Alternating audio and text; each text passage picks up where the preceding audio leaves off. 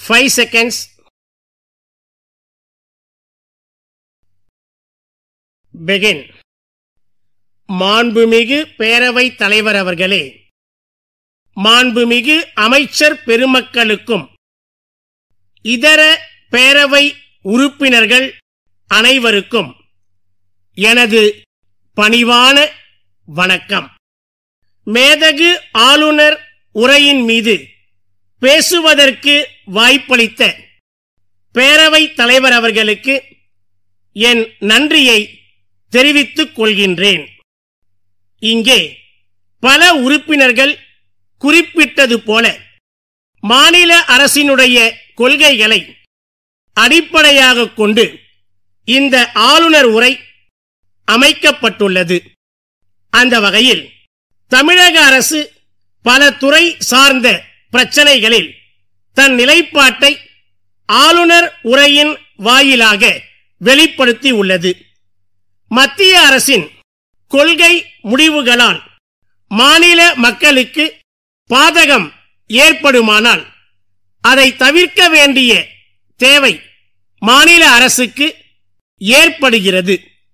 அந்த வகையில் தமிழக அரசு மக்களின் நலன் கருதி எடுக்கக்கூடிய நிலைப்பாட்டினை நான் வரவேற்கிறேன். காவிரி நதிநீர் பிரச்சனையில் ஒரு குறிப்பிட்ட கால அளவிற்குள் ஆணையத்தின் இறுதி தீர்ப்பினை மத்திய அரசு அரசிதழில் வெளியிட வேண்டுமென்று உச்ச நீதிமன்றம் அளித்துள்ள உத்தரவை நான் வரவேற்க கடமைப்பட்டுள்ளேன். அதன்படி விரைவில் அதற்கான உத்தரவுகள் அரசிதழில் வெளியாகும் என்கின்ற நம்பிக்கையை இந்த மாமன்றத்தில் தெரிவிக்க கடமைப்பட்டுள்ளேன். ஏழை எளிய மக்களுக்கு பொது விநியோக முறையில் ரேஷன் கடைகளில் மலிவு விலையில் உணவுப் பொருட்கள் தமிழகத்தில் வழங்கப்பட்டு வருவதை நான் உள்ளபடியே பாராட்ட கடமைப்பட்டிருக்கின்றேன். அதோடு விலையில்லா அரிசியும் மாதா மாதம் வழங்கப்படுகின்றது. இந்நிலையில் அடிக்கடி டீசல் மற்றும் பெட்ரோல் விலை உயர்வு காரணமாக அத்தியாவசிய பொருட்களை கொண்டு செல்வதற்கான செலவுகள் அதிகரிப்பதால் மாநில அரசு சுமக்க வேண்டிய மானியத்தின் அளவு அதிகரித்து கொண்டே வருகிறது. வெளிச்சந்தையில் பொருட்கள் விலை அதிகரிப்பதையும் நாம் பார்த்து வருகிறோம். எனவே மாநில அரசு மத்திய அரசை அணுகி இந்த விலை உயர்வை கைவிட கோரிக்கை வைக்க வேண்டும் என்று கேட்டுக்கொள்ள விரும்புகிறேன். தமிழ்நாட்டில் வடகிழக்கு பருவமழை மற்றும் தென்மேற்கு பருவமழை இரண்டும் பொய்த்து தமிழகம் கடந்த 30 ஆண்டுகளில் கண்டிராத வறட்சியை சந்தித்து வருகிறது என்பதை இந்த அவையின் கவனத்திற்கு கொண்டு வர விரும்புகிறேன். விவசாயம் பொய்த்ததோடு மனிதர்களுக்கும் கால்நடைகளுக்கும் குடிநீர் பிரச்சனை இப்போதே தொடங்கிவிட்ட நிலையும் உணவு உற்பத்தி குறைவுள்ள நிலையும் ஏற்பட்டுள்ளது.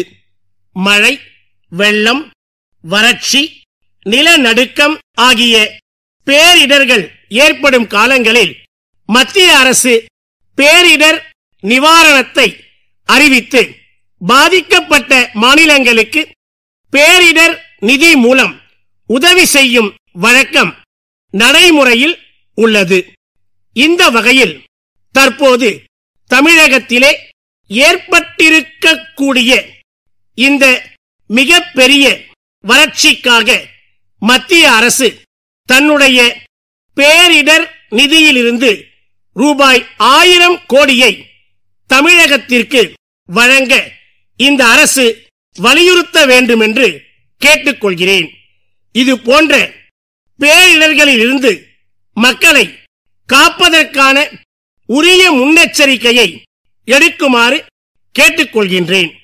இன்னும் பல இனங்களில் அரசின் நிலைப்பாடு உறுதியாக உள்ளது என்பதை கூறி உரையை இத்துடன் முடித்துக் கொள்கிறேன்.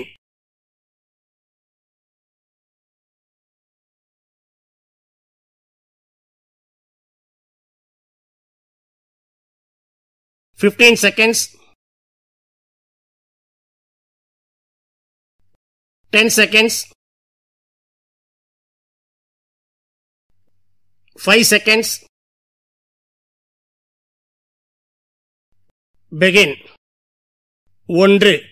சமூக நலன் மற்றும் மகளிர் உரிமைத்துறை வெளியிட்டுள்ள அரசாணையில் செங்கல்பட்டு என்ற புதிதாக உருவாக்கப்பட்ட மாவட்டத்தில் சமூக நலத்துறை அலுவலக கட்டடம் கட்ட அரசு அனுமதி அளித்து நிதி ஒதுக்கீடும் செய்யப்பட்டுள்ளது என குறிப்பிட்டு புதிய கட்டடம் விரைவில் கட்டப்பட வேண்டும் என்றும் கட்டப்பட்ட கட்டடம் ஏப்ரல் 2021 முதல் செயல்பட வேண்டுமென கேட்டுக்கொண்டும் கட்டட வேலையின் முன்னேற்றம் குறித்த அறிக்கையினை அரசுக்கு அனுப்புமாறும் அதன் நகலினை சமூக நலத்துறைக்கு அனுப்பிடுமாறும் கேட்டுக்கொண்டும் இயக்குனர்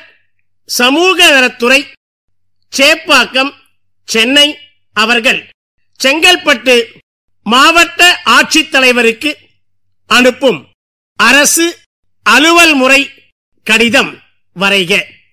2.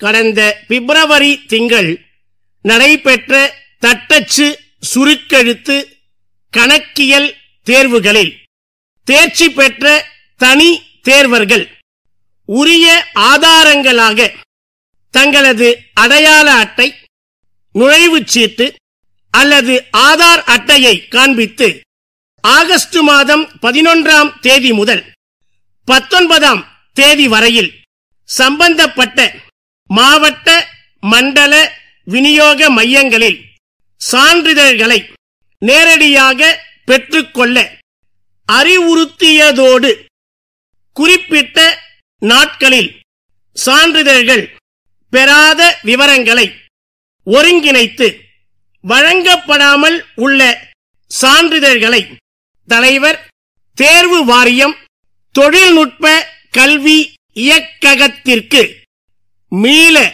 அனுப்பி வைக்குமாறு கேட்டுக்கொண்டு கூடுதல் இயக்குனர் தேர்வுகள் தொழில்நுட்ப கல்வி இயக்ககம் சென்னை அனைத்து மண்டல விநியோக மைய கல்லூரி முதல்வர்களுக்கும் தனி தேர்வர்களுக்கும் இணையதள வாயிலாக வெளியிடும் சுற்றறிக்கை வரைக.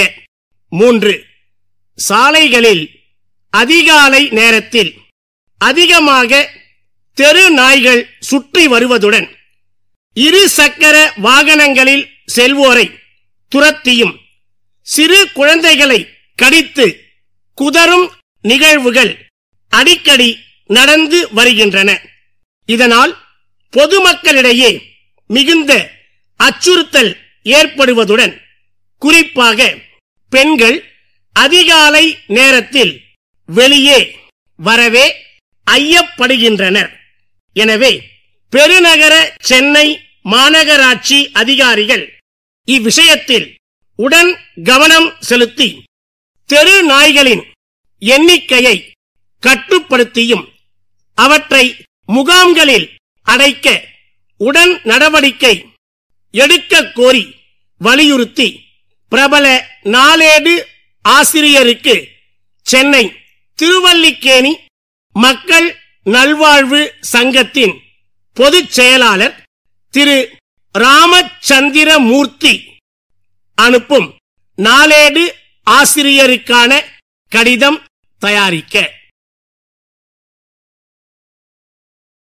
நீங்கள் இப்போ கஷ்டப்படுறது நாளைக்கு சந்திக்க போகிற வெற்றியை நோக்கி தான். So keep going, never give up.